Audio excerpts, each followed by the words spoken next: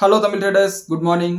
இன்னைக்கு இந்த வீடியோவில் நம்ம 2 டாபிக்ஸை டிஸ்கஸ் பண்ண போகிறோம். ஃபர்ஸ்ட் டாபிக் என்னன்னா, ஈரானும் அமெரிக்காவும் நேற்று பாகிஸ்தான் உட்காந்து பேசினாங்க.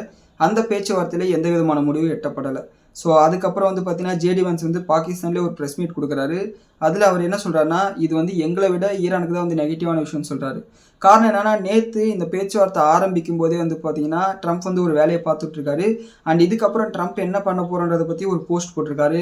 அண்ட் இது பார்த்தீங்கன்னா க்ரூட் ஆயில $200 வரைக்கும் கொண்டு போகும். இது ஸ்டாக் மார்க்கெட் கிராஷில் நம்மளோட டே டு டே லைஃபையும் பார்த்தீங்கன்னா பெரிய அளவில் பாதிக்கும். ஸோ அதை பற்றி டீட்டெயில்டாக பார்ப்போம். அண்ட் ரெண்டாவது டாபிக் என்னன்னா, மகாராஷ்டிராவில் டிசிஎஸோட ஒரு பிரான்ச் இருக்குது நாசிக்கில். அங்கே பார்த்தீங்கன்னா பெண்களை கட்டாய மதமாற்றம் பண்ணுறதுக்கும் செக்ஷுவலாகவும் அவங்கள அரெஸ்ட் பண்ணியிருக்காங்க. அண்ட் இதன் காரணமாக பார்த்தீங்கன்னா அங்கே மகாராஷ்டிரா கவர்மெண்ட்டில் போலீஸ் பார்த்தீங்கன்னா அவங்கள அரெஸ்ட்டும் பண்ணியிருக்காங்க. ஸோ இது பார்த்தீங்கன்னா senior level top level management வரைக்கும் போயிருக்கு அப்படின்னு சொல்லிட்டு ஒரு அலிகேஷன் வந்திருக்கு. இது பார்த்தீங்கன்னா கார்ப்பரேட் கவர்னன்ஸை கேள்விக்குறியாக்குது. ஸோ என்னன்னு சொல்லிட்டு இந்த வீடியோவில் டீட்டெயிலாக பார்ப்போம்.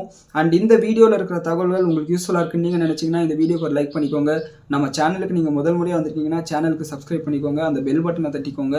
அப்போ தான் நம்ம வீடியோ போட்டால் உடனே உங்களுக்கு நோட்டிஃபிகேஷன் வரும். நீங்கள் பெல் பட்டன் அமுக்கலைன்னா உங்களுக்கு நோட்டிஃபிகேஷன் வராது.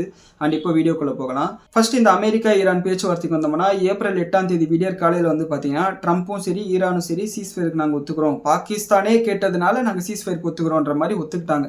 அண்ட் அப்போவே பார்த்தீங்கன்னா வெள்ளிக்கிழமை நாங்கள் பேச்சுவார்த்தையில் ஈடுபட போகிறோம்னு சொன்னாங்க. நீங்கள் கேட்கலாம், நேற்று சனிக்கிழமை தானே அப்படின்ட்டு. முதல்ல வெள்ளிக்கிழமை பிளான் பண்ணிட்டாங்க. அதுக்கப்புறம் லெபனான் மேலே நடந்த தாக்குதலின் காரணமாக நாங்கள் வரதில்லைன்னு ஈரான் சொல்லிட்டாங்க. மறுபடியும் அவங்களை இழுத்து பிடிச்சி கொண்டு வந்து உட்காரத்துக்குள்ள சனிக்கிழமை ஈவினிங் ஆயிடுச்சு. ஸோ நேற்று பார்த்தீங்கன்னா பேச்சுவார்த்தை ஆரம்பிக்கிறாங்க. இந்த பேச்சுவார்த்தை ஆரம்பிக்கிறதுக்கு முன்னாடி பார்த்தீங்கன்னா ஈரான் தரப்புலேருந்து ஒரு 10 பாயிண்ட்டோ அமெரிக்கா தரப்புலேருந்து ஒரு 15 பாயிண்ட் பார்த்தீங்கன்னா 2 பக்கமும் எக்ஸ்சேஞ்ச் பண்ணிட்டாங்க. நீங்கள் இதுக்கெல்லாம் ஒத்துக்கிட்டீங்கன்னா நாங்கள் போரை முடிச்சுக்கிறோம்னு சொல்லிட்டு அமெரிக்காவும், நீங்கள் இதுக்கெல்லாம் ஒத்துக்கிட்டீங்கன்னா நாங்கள் போரை முடிச்சுக்கிறோம்னு சொல்லிட்டு ஈரானும் சொல்லிட்டு பேசிட்டு இருந்தாங்க. இதில் பார்த்தீங்கன்னா முக்கியமான விஷயம் என்னன்னா, அமெரிக்கா சொல்கிறது, நீங்கள் நியூக்ளியர் என்ரிச்மெண்ட் பண்ணக்கூடாது, அணு ஆயுதத்தை தயாரிக்கக்கூடாது, அதே மாதிரி ஸ்டேட் ஆஃப் ஹார்மஸை முன்னே இருந்த மாதிரி ஃப்ரீயாக விடணும், உங்களோட மிலிட்ரி கேப்பபிலிட்டிஸ் அதிகப்படுத்தக்கூடாது. இதெல்லாம் தான் பார்த்தீங்கன்னா அமெரிக்கா சொன்ன ஒரு சில கண்டிஷன்ஸ். ஈரான் சைட்லேருந்து என்ன சொல்கிறாங்கன்னா, நீங்கள் அடித்ததுனால எங்களுக்கு நிறைய டேமேஜ் இருக்குது, அந்த டேமேஜ்க்கெல்லாம் ரிப்பேர் பண்ணுற காசு கொடுங்க.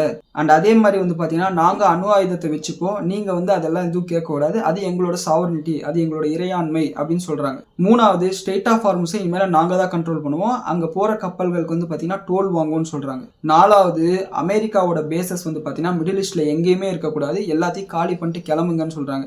ஸோ கண்டிப்பாக இது ரெண்டுத்தையும் ஒத்துக்க மாட்டாங்கன்னு சொல்லிட்டு நம்ம வெள்ளிக்கிழமை நியூஸ் வீடியோலேயே நம்ம பேசியிருந்தோம். தொடர்ந்து நம்ம பேசிட்டு தான் இருக்கோம், இதுக்கெல்லாம் எவனும் ஒத்துக்க போகிறது இல்லை, கண்டிப்பாக இந்த பேச்சுவார்த்தை ஃபெயில் ஆக போகுதுன்னு சொல்லிட்டு. ஆனால் நேற்று இந்த பேச்சுவார்த்தை ஆரம்பிக்கும் போது பார்த்தீங்கன்னா அமெரிக்கா ஒரு வேலையை பார்த்துட்டு இருக்கானுங்க. இந்த ஸ்டேட் ஆஃப் ஹார்மஸ்குள்ளார பார்த்தீங்கன்னா அமெரிக்காவோட மிலிட்ரி வெசல்ஸ் உள்ள நுழைஞ்சிருக்காங்க. ஸோ அதுக்கப்புறம் பார்த்தீங்கன்னா ஈரான் எச்சரிக்கை கொடுத்துருக்காங்க, நீங்கள் இங்கே வரவே கூடாதுங்க, நீங்கள் வந்தீங்கன்னா இன்னும் 30 நிமிஷத்துக்குள்ளார கிளம்பிடுங்க, அப்படி இல்லைன்னா நாங்கள் அட்டாக் பண்ண ஆரம்பிச்சிடுவோம்னு சொல்கிறாங்க. அதுக்கப்புறம் மறுபடியும் கிளம்புறாங்க. அமெரிக்கா சைட்லேருந்து என்ன சொல்கிறாங்கன்னா, அங்கே நிறைய கன்னி வெடிகள் வச்சிருக்காங்க, சி மைன்ஸை வச்சிருக்காங்க, ஸோ அதை ரிமூவ் பண்ணுறதுக்கு தான் நாங்கள் வந்திருக்கோம்னு சொல்லிட்டு சொல்கிறாங்க. அண்ட் ஈரான் என்ன சொல்கிறாங்கன்னா, நாங்கள் கன்னி வெடி வச்சது உண்மைதான், ஆனால் ஓஷன் கரண்ட்ஸ் அலையடிச்சுட்டே இருக்கும் இல்லையா, அதில் அந்த கன்னி வெடி எங்கே போச்சுன்னே தெரியல, எங்களாலே கண்டுபிடிக்க முடியலன்னு சொல்கிறாங்க. அதன் காரணமாக தான் பார்த்தீங்கன்னா ரொம்ப குறிப்பிட்ட சில கப்பல்கள் மட்டும் வேற ரூட்டில் டைவர்ட் பண்ணி அனுப்பிட்டுருக்காங்க. அதாவது இதுவரை போயிட்டு இருந்த வழியில் இல்லாமல் வேற ரூட்டில் டைவர்ட் பண்ணி அனுப்பிட்டுருக்காங்க. ஸோ இதன் காரணமாக தான் பார்த்தீங்கன்னா ஒரு நாளைக்கு 10-12 கப்பல் மட்டும் போயிட்டு இருக்கு. இந்த போர் ஆரம்பிக்கிறதுக்கு முன்னாடி ஒரு நாளைக்கு 130லேருந்து 140 கப்பல் வரைக்கும் போயிட்டு இருந்த ஸ்டேட் ஆஃப் ஹார்மஸில் வெறும் 12 கப்பல் தான் போகுது, 10% தான் போகுது. விச் மீன்ஸ் இந்த போர் ஆரம்பிக்கிறதுக்கு முன்னாடி குளோபல் ஆயில் சப்ளைல 20% இந்த ஸ்டேட் ஆஃப் ஹார்மஸ் வழியாக வந்துட்டு இருந்தது. அதில் 10%னா 2% தான் இப்போ ஆயில் ஃப்ளோ ஆகிட்டு இருக்கு. 18% அளவுக்கு ஷார்ட்டேஜ் இன்னும் இன்டர்நேஷனல் மார்க்கெட்ஸ்ல இருக்கதா செய்யுது. இந்த மாதிரி நேற்று நைட்டு பேச்சுவார்த்தை ஆரம்பிச்சு போயிட்டு இருக்கு. அந்த பேச்சுவார்த்தையில் பார்த்தீங்கன்னா ஈரான் என்ன கேட்குறாங்க, நீங்கள் எங்கள் மேலே போட்டிருக்கிற சாங்ஷன்ஸ் எல்லாம் எடுத்துருங்கன்றாங்க. அதுக்கு அமெரிக்கா ஒத்துக்கிறாங்க. ரெண்டாவது, ஈரானோட ஃப்ரோசன் அசட்ஸ் பார்த்தீங்கன்னா $6 பில்லியன் அளவுக்கு இன்டர்நேஷனல் மார்க்கெட்ஸில் இருக்குது. அண்ட் குவைத்தில் மட்டும் பார்த்தீங்கன்னா 11 லட்சம் கோடி ரியால் அளவுக்கு பார்த்தீங்கன்னா குவைத்தில் பிளாக் பண்ணி வச்சிருக்காங்க. ஸோ அதையும் பார்த்தீங்கன்னா நீங்கள் அன்ஃப்ரீஸ் பண்ணணும் அப்படின்னு சொல்லி கேட்குறாங்க. இதுக்கு அமெரிக்கா ஒத்துக்கவும் செய்கிறாங்க. அதுக்கப்புறம் தான் பார்த்தீங்கன்னா முக்கியமான பிரச்சனைக்கு வராங்க. அமெரிக்கா என்ன சொல்கிறாங்க, நீங்கள் நியூக்ளியர் என்ரிச்மெண்ட் பண்ணக்கூடாது, அணு ஆயுதத்தை வச்சுக்கூடாதுன்னு. அப்படியெல்லாம் கிடையாதுங்க, நாங்கள் அணு ஆயுதத்தை வச்சுப்போம், அது எங்களோட இறையாண்மைன்னு சொல்லிட்டு ஈரான் சொல்லிடுறாங்க. அண்ட் அதுக்கப்புறம் ஸ்டேட் ஆஃப் ஹார்மஸை நீங்கள் ஓப்பனாக வைக்கணும், இதுக்கு முன்னாடி இந்த மாதிரி ஃப்ரீயாக கப்பல்கள் போகணும்னு சொல்கிறாங்க. அதுக்கு ஈரான் மறுத்துடுறாங்க. எங்களுக்கு பார்த்தீங்கன்னா ஸ்டேட் ஆஃப் ஹார்மஸில் நாங்கள் ஒரு கப்பலுக்கு 2 மில்லியன் வாங்குவோம். அண்ட் அது மட்டும் இல்லாமல் அப்படி காசு வாங்கினா தான் மறுபடியும் எங்களோட நாட்டை கட்டமைக்க முடியும்னு சொல்கிறாங்க. இதுக்கு வந்து அமெரிக்கா ஒத்துக்கிறது இல்லை. இந்த முக்கியமான 2 விஷயத்துல தான் வந்து பார்த்தீங்கன்னா இந்த பேச்சுவார்த்தை வந்து பார்த்தீங்கன்னா ஃபெயிலியர் ஆயிடுச்சு. ஸோ அக்ரிமெண்ட் வந்து எட்டப்படலை. இப்போ இந்த அக்ரிமெண்ட் எட்டப்படாததுனால குவைத்தில் வந்து ஃப்ரீஸ் பண்ணி வச்சிருக்க அந்த 11 லட்சம் கோடி ரியால்ஸ் இருக்கு இல்லையா, அதை வந்து அன்ஃப்ரீஸ் பண்ண மாட்டாங்க.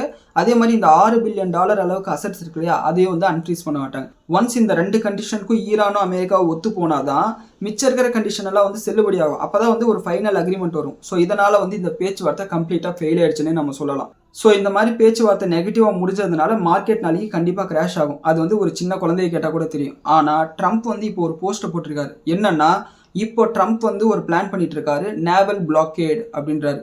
அதாவது இதனால் வரையும் ஈரான் தான் என்ன சொல்லிட்டு இருந்தா, நான் கப்பலை போக விட மாட்டேன், ஸ்டேட் ஆஃப் ஹார்மஸில் கப்பல் போனால் அடிப்பேன்னு சொன்னாங்களே, நீ என்னடா போக விடாமல் பண்ணுறது, நானே போக விட மாட்டேன். அதாவது இது நாள் வரையும் ஈரான் வந்து மற்ற நாட்டோட கப்பல் எல்லாம் போக விடாமல் இவங்க மட்டும் சைனாக்கு, நார்த் கொரியாக்கெல்லாம் வந்து கப்பல் அனுப்பிட்டு இருந்தாங்க. அங்கே க்ரூட் ஆயிலை விற்றுட்டு மறுபடியும் அந்த கப்பல் ரிட்டர்ன் வரும்போது அதில் ஆயுதங்களை எடுத்துகிட்டு வந்துட்டு இருந்தாங்க. இப்போ அமெரிக்கா என்ன சொல்கிறாங்கன்னா, நாங்கள் வந்து ஈரானோட கப்பலை தடுத்து நிறுத்துவோன்றாங்க. அதாவது ஈரானோட ஏதாவது ஒரு கப்பல், அது ஆயில் ஷிப்பாக இருக்கட்டும், ரிட்டர்ன் வர காலி ஷிப்பாக இருக்கட்டும், இல்லை வெப்பன்ஸ் எடுத்துகிட்டு வர ஷிப்பாக இருக்கட்டும், அதை வந்து நாங்கள் அடிப்போம்னு சொல்கிறாங்க. இப்படி பண்ணாங்கன்னா க்ரூட் ஆயில் வந்து பார்த்தீங்கன்னா $200 போகிறதுக்கு கூட வாய்ப்பு இருக்குது. கண்டிப்பாக நம்மளோட பெட்ரோல் வந்து பார்த்தீங்கன்னா $300 வரைக்கும் போகிறதுக்கு கூட வாய்ப்பு இருக்குது. இன்னமும் கூட நம்மளுக்கு வந்து ஒரு பாசிட்டிவான ஒரு ஹோப் என்னன்னா, இந்த சீஸ்ஃபயர் வந்து 2 வாரத்துக்குன்னு சொன்னாங்க. அதாவது ஏப்ரல் 8ஆம் தேதி விடியற் காலையில் வந்து பார்த்தீங்கன்னா சீஸ்ஃபயர் அனௌன்ஸ் பண்ணாங்க. அப்போ வந்து ஏப்ரல் 21ஆம் தேதி வரை சீஸ்ஃபயர் இருக்குது. மறுபடியும் வந்து இவங்க பேச்சுவார்த்தையில் வந்து ஈடுபடுறதுக்கு வாய்ப்பு இருக்குது. ஆனால் அதுக்குள்ளார அமெரிக்கா வந்து ஈரான் அடித்தாலோ, இஸ்ரேல் வந்து லெபனான் அடித்தாலோ, இஸ்ரேலும் லெபனானும் அடிச்சுக்கிட்டே தான் இருக்காங்க. தொடர்ந்து இந்த பேச்சுவார்த்தை நடத்தும் போது கண்டினியூஸாக அட்டாக்ஸ் வந்து நடந்துகிட்டே தான் இருக்குது. ஸோ இந்த மாதிரி ஏதாவது ஒரு எஸ்கலேஷன் ஆச்சுன்னா இந்த சீஸ்ஃபயருக்கு வந்து அர்த்தமே இல்லாமல் போயிடும். மறுபடியும் வந்து பிரச்சனை பெருசாயிடும். ஸோ அடுத்து 12 மணி நேரத்தில் இவனுங்க அட்டாக் பண்ணானுங்கன்னா கண்டிப்பாக அது மார்க்கெட்ஸை நாளைக்கு பெரிய அளவு இம்பாக்ட் பண்ணும். என்னோட அசம்ஷன் படி நாளைக்கு 1% 2% அளவுக்கு வந்து மார்க்கெட் வீழ்றதுக்கு வாய்ப்பு இருக்குது. அன்னைக்கு ஏப்ரல் 8ஆம் தேதி வந்த எல்லா கெயின்ஸும் வந்து பார்த்தீங்கன்னா வைப் அவுட் ஆகிடும். ஸோ இந்த ஈரானுக்கும் அமெரிக்காவுக்கும் நடுவில் இந்த பேச்சுவார்த்தை வந்து ஃபெயில் ஆனதுக்கப்புறம் உலகத்தில் இருக்கிற பல்வேறு நாட்டோட தலைவர்கள் வந்து என்ன சொல்லியிருக்காங்கன்னா, சரி பேச்சுவார்த்தை ஃபெயில் ஆயிடுச்சுப்பா, சீஸ்ஃபயரை கண்டினியூ பண்ணுங்க, மறுபடியும் உட்காந்து பேசிக்கலான்ற மாதிரி சொல்லியிருக்காங்க. ஸோ என்ன பண்ணுறாங்கன்னு சொல்லிட்டு பொறுத்திருந்து பார்க்கணும். அடுத்து இந்த டிசிஎஸ் கம்ப்ளைண்ட்டுக்கு வந்தோம்னா என்ன நடந்ததுன்னா, மகாராஷ்டிராவில் நாசிக்னு சொல்லிட்டு ஒரு இடம் இருக்குது. அந்த இடத்த கண்டிப்பாக நீங்கள் எல்லாரும் கேள்விப்பட்டிருப்பீங்க. நம்ம ரூபாய் நோட்டெல்லாம் இருக்குல்லையே, நம்ம யூஸ் பண்ணுற ரூபாய் நோட்டு, அதை வந்து நாசிக்கில் வந்து பிரிண்ட் அடிக்கிறாங்க. ரெண்டாவது வந்து பார்த்தீங்கன்னா நம்மளுக்கு வெங்காயம் வந்து பெரிய அளவில் நாசிக்லேருந்து டிரான்ஸ்போர்ட் ஆகுது சவுத் இந்தியாவுக்கு ஃபுல்லாக. இந்த நாசிக்கில் வந்து பார்த்தீங்கன்னா டிசிஎஸோட ஒரு பிபிஓ சென்டர் இருக்குது. அங்கே வந்து பார்த்தீங்கன்னா 300 எம்ப்ளாயிஸ் பக்கத்தில் வேலை செஞ்சுட்டு இருக்காங்க. அதில் வந்து பார்த்தீங்கன்னா இந்து எம்ப்ளாயிஸ் வந்து பார்த்தீங்கன்னா கட்டாய மதமாற்றம் பண்ணுறதுக்கு வந்து ட்ரை பண்ணியிருக்காங்க. அண்ட் அது மட்டும் இல்லாமல் நீங்கள் நமாஸ் பண்ணணும், நீங்கள் நான்வெஜ் சாப்பிடணும்னு சொல்லிட்டு அவங்கள ஃபோர்ஸும் பண்ணியிருக்காங்க. இது வந்து பார்த்தீங்கன்னா அவங்களோட மத நம்பிக்கைக்கு எதிராக இருக்குது. அண்ட் ஃபீமேல் எம்ப்ளாயிஸ் வந்து பார்த்தீங்கன்னா செக்ஷுவலாக ஹராஸ் பண்ணியிருக்காங்க. கட்டாய மதமாற்றம் பண்ணி கல்யாணம் பண்ணிக்க சொல்லி ஃபோர்ஸும் பண்ணியிருக்காங்க. ஒரு ஸ்டேஜில் வந்து பார்த்தீங்கன்னா 8 ஃபீமேல் எம்ப்ளாயிஸும் ஒரு மேல் எம்ப்ளாயி வந்து பார்த்தீங்கன்னா போலீஸ் கம்ப்ளைண்ட் கொடுக்குறாங்க. மேல் எம்ப்ளாயி கூட இந்த குற்றம் சாட்டப்பட்ட நபர்கள் வந்து நீங்கள் நமாஸ் பண்ணணும், நான்வெஜ் சாப்பிடணும், அப்போ தான் உங்களுக்கு ப்ரொமோஷன் கொடுக்கப்படும், உங்களுக்கு வந்து சேலரி கூட கொடுக்கப்படும் சொல்லிட்டு ஃபோர்ஸ் பண்ணியிருக்காங்க. இவங்க இந்த பாதிக்கப்பட்டவங்க வந்து பார்த்தீங்கன்னா அவங்களோட டாப் மேனேஜ்மெண்ட் கிட்ட கம்ப்ளைண்ட் பண்ணியிருக்காங்க. ஆனால் அவங்க வந்து எந்த ஆக்ஷனும் எடுக்கல. பதிலுக்கு இவங்க வந்து பார்த்தீங்கன்னா இந்த குற்றம் பண்ணவங்க வந்து இவங்களை வந்து பார்த்தீங்கன்னா பப்ளிக்காக அங்கே ஆஃபீஸ் ஸ்பேஸில் வந்து பார்த்தீங்கன்னா அவமானப்படுத்துறது, இன்சல்ட் பண்ணுறது மாதிரி பண்ணியிருக்காங்க. ஒரு ஸ்டேஜுக்கு மேலே வந்து பார்த்தீங்கன்னா இவங்க வந்து போலீஸ் கம்ப்ளைண்ட் கொடுத்துட்றாங்க. போலீஸ் கூட வந்து பார்த்தீங்கன்னா அங்கே இருக்கக்கூடிய சிசிடிவி கேமரா எல்லாம் செக் பண்ணிவிட்டு அங்கே இருக்கிறவங்க கிட்ட இன்வெஸ்டிகேட் பண்ணிவிட்டு ஓகே இந்த மாதிரி ஒரு விஷயம் நடந்திருக்கு. அண்ட் அது மட்டும் இல்லாமல் இந்த தப்பு பண்ணவங்க வந்து ஒரு வாட்ஸ்அப் குரூப் வச்சுருக்காங்க. அதில் 40 பேர் இருக்காங்க. இது இவங்க வந்து பிளான் பண்ணி தான் பண்ணியிருக்காங்க, ஆர்கனைசடாக தான் இதை பண்ணியிருக்காங்கன்னு சொல்லிட்டு ஸ்டேட்மெண்ட் கொடுத்துருக்காங்க. இப்போ வந்து பார்த்தீங்கன்னா மகாராஷ்டிரா கவர்மெண்ட் வந்து எஸ்ஐடி வந்து ஃபார்ம் பண்ணியிருக்காங்க, ஸ்பெஷல் இன்வெஸ்டிகேஷன் டீம் வந்து ஃபார்ம் பண்ணியிருக்காங்க. இது வந்து பார்த்தீங்கன்னா ஒரு குறிப்பிட்ட கம்பெனியில் ஒரு குறிப்பிட்ட இடத்துல நடக்குதா இல்லை இதில் வந்து பார்த்தீங்கன்னா மிகப்பெரிய சதி ஏதாவது இருக்கான்னு சொல்லிட்டு இன்வெஸ்டிகேஷன் ஆரம்பிச்சிருக்காங்க. இந்த இஷ்யூல வந்து நாம புரிஞ்சிக்க வேண்டிய ஒரு விஷயம் என்னன்னா, இந்த இந்து முஸ்லீம் இதெல்லாம் ஒரு பக்கம் எடுத்து வச்சுட்டு பார்த்தோம்னா, பெண்களுக்கு எதிரான குற்றங்கள் அது யார் செஞ்சாலும் சரி, எந்த மதத்தினர் செஞ்சாலும் சரி, அது வந்து கண்டிப்பாக தண்டிக்கப்படணும். பெண்கள் வந்து பார்த்தீங்கன்னா ஃபஸ்ட்டு தைரியமாக வந்து அவங்களுக்கு ஒரு அநியாயம் நடந்தால் வெளியில் வந்து கம்ப்ளைண்ட் பண்ணணும். இப்போ இந்த கேஸ்லேயே எடுத்துக்கிட்டோம்னா இந்த டிசிஎஸில் ஒர்க் பண்ண அந்த ஃபீமேல் எம்ப்ளாயிஸ் வந்து கம்ப்ளைண்ட் பண்ணதுனால தான் அவங்களுக்கு நடந்த ஹராஸ்மெண்ட்டுக்கு வந்து பார்த்தீங்கன்னா ஒரு ஜஸ்டிஸ் கிடைச்சது. அந்த குற்றம் சாட்டப்பட்ட நபர்கள் வந்து அரெஸ்ட் பண்ணி உள்ளே போட்டுட்டாங்க. ஸோ இப்போ வந்து பார்த்தீங்கன்னா மேற்கொண்டு வேறு யாருக்கும் இந்த அநியாயம் நடக்காமல் தடுக்கப்படும். ஒருவேளை அவங்க கம்ப்ளைண்ட் கொடுக்க பயந்துட்டு ஒருவேளை கம்ப்ளைண்ட் கொடுத்தா நமக்கு தான் கெட்ட பேருன்னு சொல்லிட்டு அவங்க நினச்சிட்டு இருந்தா அவங்க கடைசி வரைக்கும் வந்து பார்த்தீங்கன்னா இந்த ஹராஸ்மெண்ட்டை ஃபேஸ் பண்ணிகிட்டே தான் இருந்திருக்கணும். அவங்களுக்கு வந்து பார்த்தீங்கன்னா ஒரு மிகப்பெரிய ஒரு மன அழுத்தத்தை வந்து இது உண்டாக்கியிருக்கும். அண்ட் பெண்களும் வந்து பார்த்தீங்கன்னா ஒருவேளை நம்ம வந்து கம்ப்ளைண்ட் கொடுத்தா நம்ம பேர் வெளியே வருமோன்னு சொல்லிட்டு பயப்பட வேண்டிய அவசியம் இல்லை. சட்டப்படி வந்து பார்த்தீங்கன்னா நீங்கள் இந்த மாதிரி ஒரு விஷயத்தில் பாதிக்கப்பட்டிருக்கீங்கன்னா உங்களோட பேர் வந்து வெளியே சொல்லக்கூடாது, அதுதான் ரூல்ஸ். ஸோ கவர்மெண்ட்டும் சரி போலீஸும் சரி உங்களோட பேரை வந்து வெளியில் சொல்ல மாட்டாங்க. இந்த கேஸில் கூட எடுத்துக்கோங்க, அந்த பாதிக்கப்பட்டவங்களோட பேர் வந்து யாரோட பேருமே வெளியே வரல. இந்த எஃப்ஐஆர் ஃபைல் பண்ணாங்க இல்லையா, அந்த 8 ஃபீமேல் ஒரு மேல் எம்ப்ளாயோட பேர் வந்து வெளியில் ரிலீஸ் பண்ணல.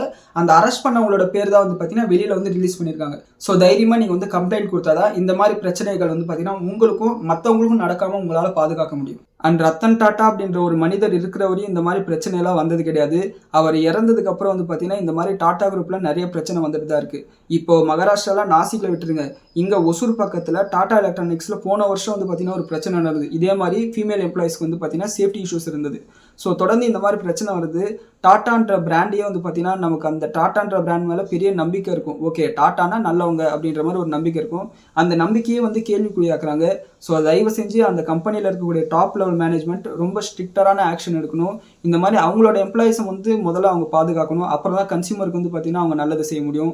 ஸோ இதுதான் வந்து பார்த்தீங்கன்னா இந்த 2 அப்டேட்ஸும். இந்த 2 அப்டேட் வந்து பார்த்தீங்கன்னா நாளைக்கு கண்டிப்பாக வந்து டிசிஎஸ் வந்து மறுபடியும் அடிக்கிறாங்களா என்னன்னு தெரியல. ஏன்னா இது வந்து ஒரு குறிப்பிட்ட இடத்துல நடந்த ஒரு லோக்கலைஸ்டு ஈவெண்ட்டாக பார்க்க போகிறாங்களா, இல்லை ஓவராலாக வந்து பார்த்தீங்கன்னா இது கார்பரேட் கவர்னன்ஸ்லேயே ஒரு இஷ்யூவாக இருக்குமோன்னு பார்க்க போகிறாங்களான்னு தெரியல. அதனால மார்க்கெட் எப்படி ரியாக்ட் பண்ண போகிறதுன்னு தெரியல. அண்ட் இந்த ஈரான் இஸ்ரேல் பிரச்சனை கண்டிப்பாக நாளைக்கு நம்மளோட மார்க்கெட் கேப் டவுனில் தான் ஓப்பன் ஆக போகுது. மேற்கொண்டு இந்த அமெரிக்காவும் ஈரானும் நாங்கள் மறுபடியும் பேசுகிறோங்க அடுத்த வாரம் அப்படின்னு சொல்லிட்டாங்கன்னா மார்க்கெட் பெருசாக ரியாக்ட் பண்ணது. இல்லை நான் வந்து அவங்களோட கப்பலை நிறுத்துறேன்னு சொல்லிட்டு ட்ரம்ப் இறங்கினார்னா மார்க்கெட் நாளைக்கு மறுபடியும் கிராஷ் ஆகும். ஸோ என்ன நடக்குதுன்னு சொல்லிட்டு நம்ம வெயிட் பண்ணுவோம். மேற்கொண்டு ஏதாவது அப்டேட் இருந்தால் நம்மளோட வாட்ஸ்அப் சேனலில் நான் உடனுக்குடன் அப்டேட் பண்ணுறேன். அந்த வாட்ஸ்அப் சேனலோட லிங்க் வந்து பார்த்தீங்கன்னா கீழே கமெண்ட் செக்ஷனில் இருக்கும். நீங்கள் அதில் ஜாயின் பண்ணிக்கலாம். அப்படி இல்லை ரொம்ப ரொம்ப முக்கியமான விஷயம்னா நான் ஷார்ட்ஸ் ஃபார்மில் வீடியோ போடுறேன், அதை நீங்கள் பார்த்துக்கலாம். ஸோ இந்த வீடியோவோட உங்களோட கருத்துக்களை கீழே கமெண்ட் செக்ஷனில் சொல்லுங்கள், நான் தெரிஞ்சுக்கிறேன். நன்றி, வணக்கம்.